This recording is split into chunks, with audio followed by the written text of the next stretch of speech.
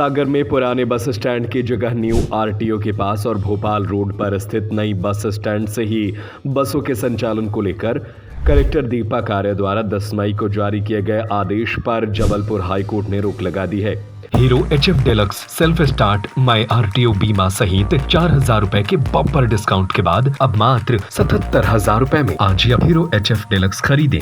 High court के न्यायाधीश DK Paliwal की एकल पीठ ने प्रकरण में अनावेदकों को नोटिस भी जारी किए हैं। अगली सुनवाई 22 जुलाई को तय की गई है। अधिवक्ता ब्रजेश दुबे ने बताया कि बसों का संचालन केवल नोटिफाइड बस स्टैंड से ही किया जा सकता है। इस संबंध में आदेश करने का अधिकार क्षेत्रीय परिवहन प्राधिकारी को है, न कि कलेक्टर को। सुप्रीम कोर्ट द्वारा भी इस संबंध में निर्णय दिए गए हैं कि नोटिफिकेशन के बिना बस स्टैंड का निर्धारण नहीं हो सकता। ये सबसे पहले मैं यात्रियों से क्षमा मांगते हुए अपनी बात रखूँगा। एक हफ्ता जो हम लोगों को मजबूरी में स्ट्राइक करना पड़ी और उनको जो असुविधा हुई उसके यात्रियों को मैं क्षमा मांगते हुए अपनी बात रखूँगा। ये मध्य प्रदेश हाई कोर्ट ने जो स्टे दिया है वह एक आम जनता की जीत है, यात्रियों की जीत है।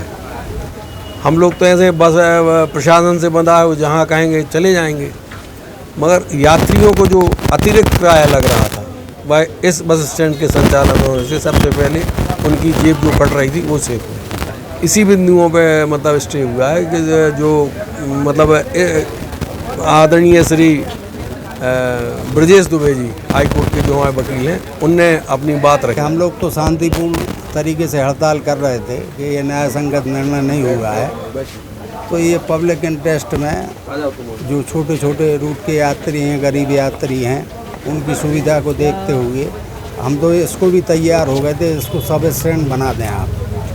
छोटे रूट की जो गाड़ियां हैं वो आपने प्रशासन से मांग भी की थी। छोटे रूट की गाड़ियां हैं, कम से कम उनको यहाँ से कर दें तो ज़िले के जो यात्री हैं उनको 50 रुपये जाने का किराया लगता है, गंतव्य स्थान पे ऑटो में उनको 100-150 लग रहा है। मेडिकल कॉलेज पास है, तिली अस्पताल पास है, वो साले बेचारे वहाँ से पहुँच जाते। कचहरी के यहाँ घाटी के ऊपर उतरते थे, कचहरी पे अपना नया रखना चले जाते थे। अब सरकार अगर इस पे अपील पे जाएगी आपके है क्या इसके लिए आपकी क्या तैयारी? यानी इसके लिए पिछले 4 दिन पहले दो बस ऑपरेटरों ने अपील फाइल की थी। ये बस एसोसिएशन की तरफ से अपील नहीं थी। हम लोग तो शांति तरीके से प्रशासन से लड़ रहे थे। पूर्व 4 दिन पहले पिटीशन फाइल हुई थी, आज वो नंबर पे आ गई। एडवोकेट ब्रजेश दुबे थे। वो मेन उसमें एक मुद्दा क्या था कि बस स्टैंड विस्थापित करके नए बस स्टैंड स्थापित करने के लिए नियम है कि जो RTO होता है, रीजनल ट्रांसपोर्ट अथॉरिटी, उसको अधिकार है सिर्फ, जिला प्रशासन को नहीं है।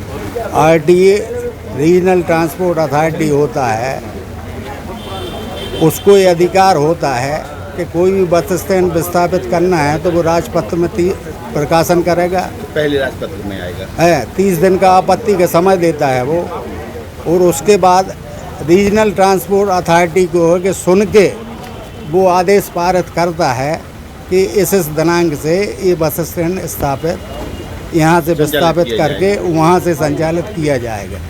तो वो सारे नियमों का कोई पालन नहीं किया गया।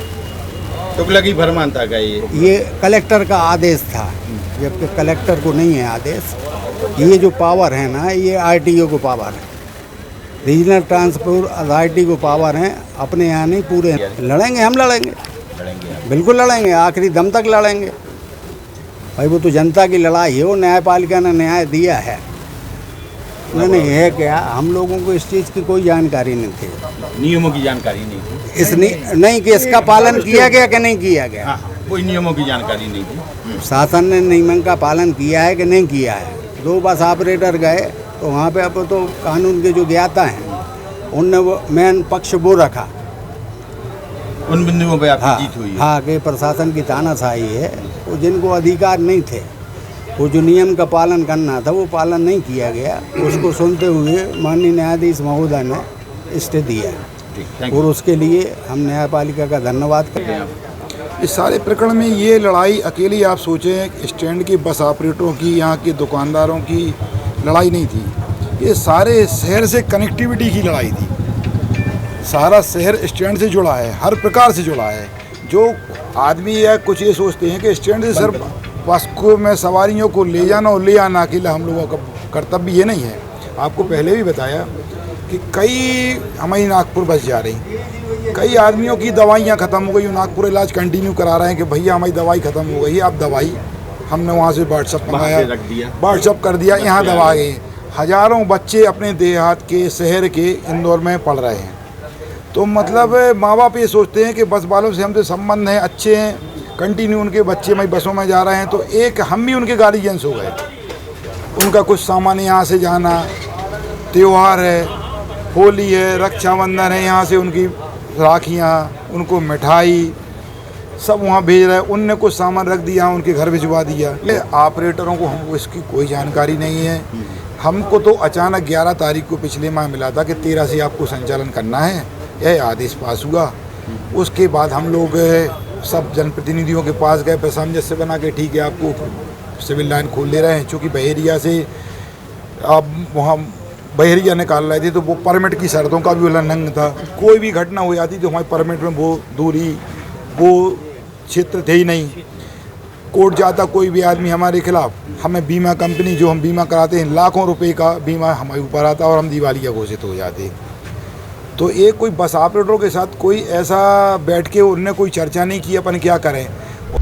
बहरहाल स्थगन से साफ हो गया है कि बसों का संचालन पहले की तरह पुराने बस स्टैंड से होगा। हालांकि आदेश के परिपालन में कितने दिन का समय लग सकता है, यह कोर्ट के आदेश की कॉपी आने के बाद ही स्पष्ट हो सकेगा। Hero HF deluxe self start my RTO बीमा सहित 4,000 रुपए के बम्पर डिस्काउंट के बाद अब मात्र 77,000 रुपए में आज ही हीरो HF डिलक्स खरीदें।